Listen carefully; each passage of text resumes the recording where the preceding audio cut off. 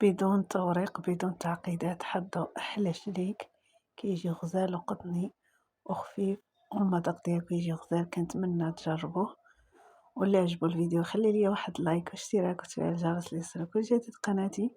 كنتمنى نكون خفيفة على قلبكم، ونبداو على بركة الله في مقادير طريقة الفيديو. صدقوني الا ما جربتوهاش بالنسبة ما للمقادير جربتو احتاجتي والو. نص كيلو ديال سهلة البنات الفورص، وبسرعة نص كاس كتعجب، سنيدة، وبيض الأهم نص كاس تاع أنها بدون الزيت، توريق، قياس والنتيجة كاس العنبة. غترضيكم. واللي جربتها تخلي لي تعليق عندي هنايا وتقول لي كي معلقة جاتكم. كبيرة ديال خميرة نبداو على الخبز، بركة الله. شاشية ديال خميرة الحلوى،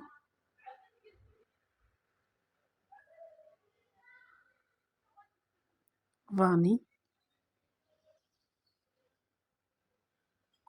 هنايا بيضة حيدت ليها الصفر غنحتفظو بيه، ونضيفو البيض في العجين،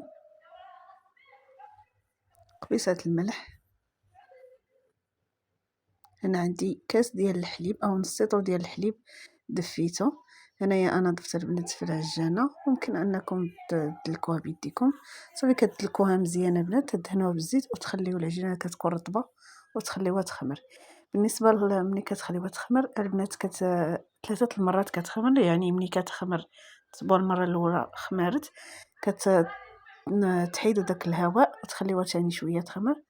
صافي على هكا حتى تخمر لكم مزيان، يعني 3 المرات. هنايا خديت قسمتهم على 5. غنكور العجين ديالي على هذا الشكل باش يجيوني يكونوا مقادين. انا كنضيف شويه الفورص، هنايا الزبده حكيتها، ندير شويه الفورص نكرس بايدي وعاد نضيف الدلاك على هذا الشكل.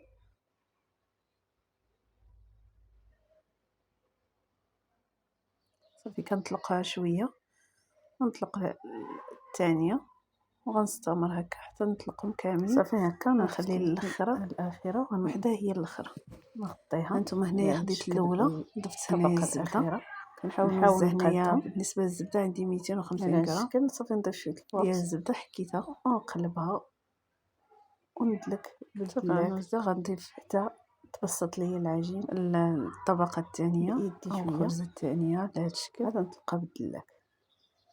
ما تخافوش البنات مع الزبده ملي العجين كتكون الثانيه صافي انا غنبسطها حكيتيها شويه كتجي بايدي، بسهوله، والعجين كتكون وندير شويه الفرش خفيفه ونخليها دابا كتشكل معاك. المهم حاولوا بانكم صافي باش ما غنضيف تقطعش ثاني ليكم فوقها فوق شويه حتى العجين اللي تكملوا الثانيه غنضيف فوق الزبده ونبقى نستمر الطبقه هكا ديالها على حتى حتى ندير شويه نكمل العجين الفرش كامل اللي على عندي. قد ما والاخير غنخلطوها الطبقه مزيان الاخيره ما مزيان. كنضيفش فوق الزبده. صافي انا صافي هنايا هكا نطلق غنخليها الدلاك نقلبها مره هنايا واحده. بنات. خديت كريم باتيسير انا عندي جاهزه، درتها مع كاس الحليب ومعلقه مايزينا وشويه ديال معلقه عفوا ديال السكر. صافي غنوزعها على هذا الشكل كامل. ممكن الا بغيتوش ديروا كريم باتيسير ممكن انكم تضيفوا الكوفيتير، واني من الاحسن تضيفوا كريم باتيسير كتجي زوينه في هذا الشنيك. وفي الاخير ملي كنضيفها كنضيف معلقه ديال الزبده، عفوا ما نسيت ما قلتهاش لكم، فوق الكريمه. كنضيفها في الثلاجه نوجدوها قبل ملي نخليو العجينه تخمر، نوجدوها ونضيفوها في الثلاجه باش تبرد تكون معنا ساهله هكا في التشكال. صافي غنوزع كامله فواكه المعسل. انا هادو البنات مصوباهم عندي في الدار، هادو راهم قشور الدلاح. غنشاركه معكم الفيديو. ضفت انايا شويه الشوكولاط حتى هو قطعته كان عندي موجود. صافي وغنجمع العجين على هذا الشكل. هانتوما شوفوا العجين راه كتكون رطبه دابا كتشكل معكم. ايوا تحاولوا بشويه هكا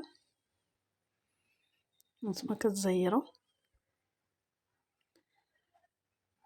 هذا الشكل، يعني حاولوا معها بشويه باش ان ما يتصورش دوك الاصابع، وجمعوا الجنيبات هكا. وغنشدوا العجينه نتوما هنايا باش هذاك العجين باش ما تحلش ليا ملي نكون ما تحلش لينا في الفران. على هاد الشكل ديروا ليها. نتبعوا الفيديو مبسط وسهل البنات. صافي وغنقلبها هي الأولى ونديها ونجيبها شوية على هاد الشكل، وكتلوح كمية كبيرة البنات. أنا هنايا هاد الرولي لاح ليا 3 طاوات. هانتوما شوفوا هنايا خديت خيط وكنقطع به على هاد الشكل. صافي هانتوما الأولى ضروري كتكون شوية ماشي هي هاديك صافي على هاد الشكل. بغيتو تصغروهم يجيو رقاق راه ممكن أنكم ترقوم، بغيتوهم يجيو شوية غلاظ راه كتحاولوا هانتوما شوفوا على هاد الشكل. هانتوما هاد الحجم مزيان كتجي زوينة ملي كطيب. صافي هنايا أنا نخليهم في الفران يخمروا. من بعد هما خمروا البنات خديت هنايا صفر بيضة درت معاه واحد شوية ديال الخل أو الحليب اللي عندكم. صافي وكدهنوهم على هاد الشكل، دهنوهم بصفر البيض. وأنا بطبيعة الحال شعلت الفران دابا كيسخن. صافي ونشعلو عليهم من التحت حتى يطيبوا ونحمروهم من الفوق ونوريكم الشكل النهائي ديالهم كيفاش كيجي. هانتوما البنات بعد ما خرجتهم من الفران شوفوا كيفاش كيجيو تبارك الله رطبين. وصراحة جربوهم والله البنات شي حاجة زوينة. بالنسبة للطاوة ممكن أنكم ضروري تضيفوا فيها ورق الزبدة باش ما كتلصقش معاكم. هانتوما شوفوا كيفاش كيجيو حشاش ورائعين. كنتمنى تجربوهم، وديك النكهة ديال الفواكه المعسلة كتعطيهم واحد المذاق غزال بالصحة والراحة. وكنتمنى يعجبكم الفيديو، نكون خفيفة على قلبكم. تهلاو ليا في راسكم.